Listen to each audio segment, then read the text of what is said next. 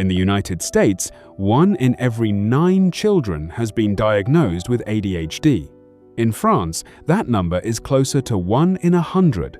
The same brain, the same science, the same disorder, and yet, somehow, we can't agree if it even exists. So how did the world's most studied childhood condition become its most disputed? The story begins with a striking puzzle. Walk into a classroom in London, Tokyo, Lagos, or Sao Paulo, and you'll find roughly the same percentage of children squirming in their seats, daydreaming out the window, and struggling to focus. But walk into a doctor's office, and you'll find dramatically different answers. Some of those children leave with a diagnosis and a prescription. Others leave with a shrug or a suggestion to eat better and sleep more. The brains haven't changed. The cultures have. In the United States, ADHD is treated primarily as a medical condition, a neurochemical imbalance to be corrected with therapy, structure, and medication. In much of Europe, especially France, the same behaviors are often framed as a pedagogical or social problem. A child who can't sit still in a rigid classroom isn't sick, the classroom is the problem. That's not just philosophy. It shapes how teachers respond, how parents interpret misbehavior, and whether doctors ever write the words attention deficit on a chart.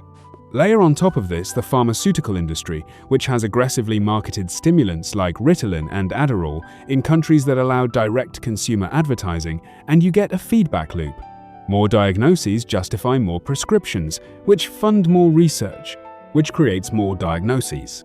Meanwhile, a growing neurodiversity movement argues something even more radical, that ADHD isn't a disorder at all, just a different operating system for the human brain, one that's been pathologized because it doesn't suit industrial-era schools and offices. So who is right? The psychiatrist in Boston who prescribes medication? The French clinician who blames the educational system? The activist who says ADHD is just neurodivergence? The uncomfortable truth is that each of them is looking at the same phenomenon through a different lens, and every lens reveals something real.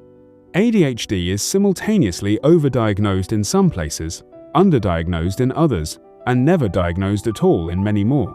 The science of the brain is universal. The meaning we assign to a distracted mind is not. Perhaps the real question isn't whether ADHD is real. Of course it is. Millions of people genuinely struggle to focus, regulate attention, and thrive in environments built for a different kind of mind. The question is whether a diagnosis, originally written in English by American doctors in the 20th century, should mean the same thing to a child in Helsinki, a teenager in Hanoi, and an adult in Buenos Aires. Until we accept that mental illness is shaped by culture as much as by chemistry, the world's psychiatrists will keep disagreeing, and the world's patients will keep paying the price for their uncertainty.